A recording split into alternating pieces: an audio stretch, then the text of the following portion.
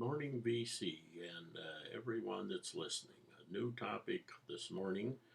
This is going to be of interest to record collectors, I think, and to audiophiles.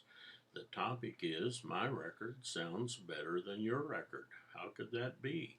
No, I'm not talking about this pressing, that pressing, this mastering, that mastering. All of that kind of stuff has been talked about a lot, practically an infinite number of possibilities. No, I have a first pressing, you have a first pressing of the same record, but my record sounds better than your record. How could that possibly be?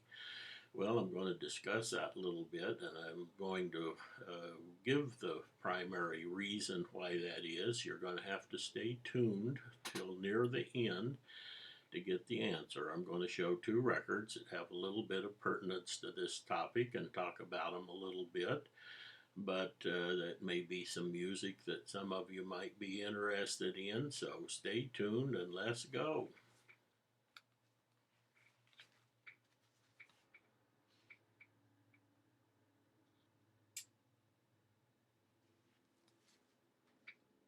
First record, Max Morath plays Scott Joplin and other rag classics.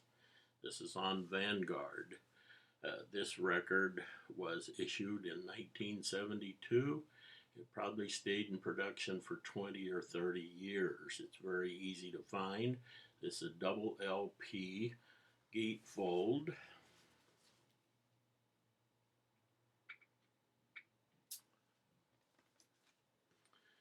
I've seen this in good condition, excellent condition in record bins for $4 or $5. So if any of you, I know very few in the VCs have ever showed ragtime, but if you're interested in ragtime, primarily piano, this would be a record that you would enjoy. Max Morath is a senior statesman of ragtime. He's been performing for about 40 years or so. If you have community concerts in your town or city, he has played there once or numerous times over many, many years. In the early 60s, he had a series on PBS TV about ragtime and history. He's not just a pianist, he's an entertainer. He does a stage show with props and so forth. Great show. He's been retired for a few years now. But this record, one album is all piano solos. The other album is original rag quartet, piano, banjo, guitar, and bass. I think you'll enjoy this record. Why am I showing this record? I got this record, put it on. Oh, it's fantastic. It had that breath of life. Sounded almost like they were in the room with you. So I thought, oh, my dad will love this record. I'd pack it up, send it to my dad, run down to the store, get me another copy. Next record.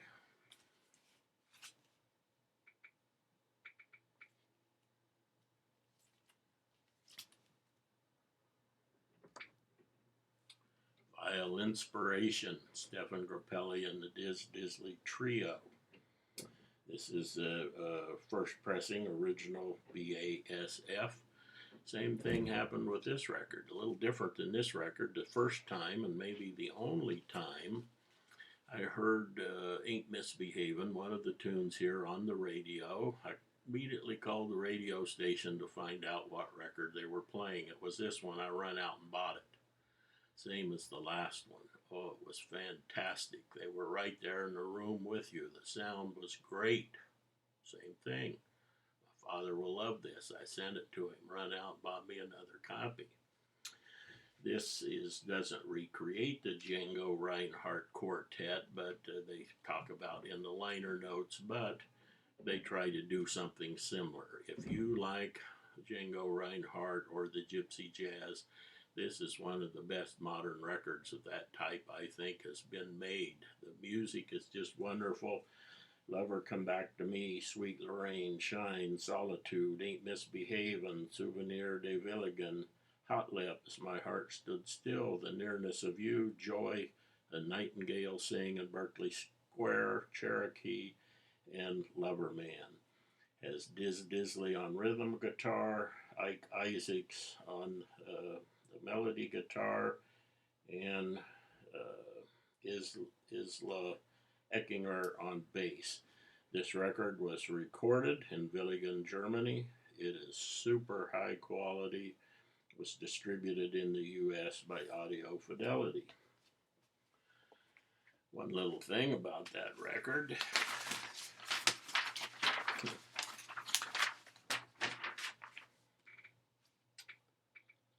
You can't see these side by side. This one doesn't have Vinyl Inspiration up on the top in great big letters. And then Stefan and so forth down here, they changed the album cover. This is a 1981 version repop in the US. I looked for this on CD for a long time and I could never find it because I was looking for Vinyl Inspiration. Why would they, the cover picture is the same, why would they change this? Well, you know, the American guys, when they did it, I guess they thought something had to be slightly different. Same story here. Okay, what's the difference between the records I sent to my dad and the records that I immediately run out and repurchased? Okay, the question is, how many times did that stamper hit that big glob of vinyl? Okay, I know that the industry standard in the 1970s, for sure, and I assume probably the same in the 1980s, that the standard use of a stamper was 10,000 hits, 10,000 records they made with a stamper. Okay, and every time that stamper hits, there's a minute amount of wear on it.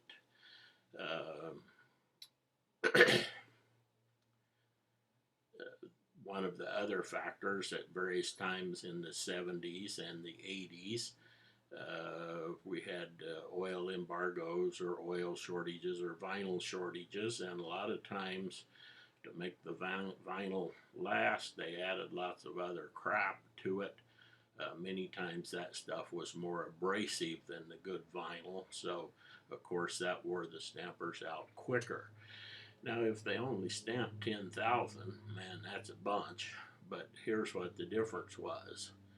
If my record was one of the first 1,000 stamped, and your record was the 10,000th or maybe the 13,000th record stamped, mine's going to sound better.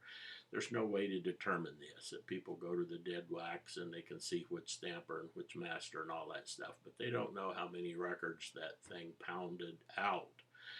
And one of the things is, as time went on, and some of these records, you know, maybe it was 5 or 6 years past when they were a big thing, but there was still a little demand, so maybe the record company ordered 50,000 more records. They didn't make new stampers. The bean counters were in charge of those big record companies, and they pulled those old stampers off of the shelf and they stamped out another 50,000 records with them. So you know those things are going to be really dull sounding. Just to make this point is that Analog Productions, which is doing great new reissues, I don't remember particularly which record it was, it doesn't matter, but one of their new 45 RPM remastered super high quality records, it's limited to 3,500 copies. Okay, 3,500, that's not too many, but guess what? They guarantee that no more than 1,000 records will be stamped with any stamper. So to stamp out 3,500 records, they have to have 4 stampers. Remember, 4 stampers for 3,500 records. The big record companies in the 70s and 80s stamped at least 10,000 copies with each stamper, and many times a lot more. So that gives you an idea of how important that is. Now, the bad news is nothing we can do about it. There's no way to tell if we went and got 10 first editions of the same records. They would all sound a little bit different. It's one of the reasons people go for the promo label copies. We just assume that most of those were probably some of the first ones off of the presses, so typically they tend to sound better. And maybe one of the reasons this issue hasn't been discussed hardly any in the VC or anywhere else, there's not really anything we can do about it. But I just thought it would be interesting, so I hope you enjoyed this video. See ya.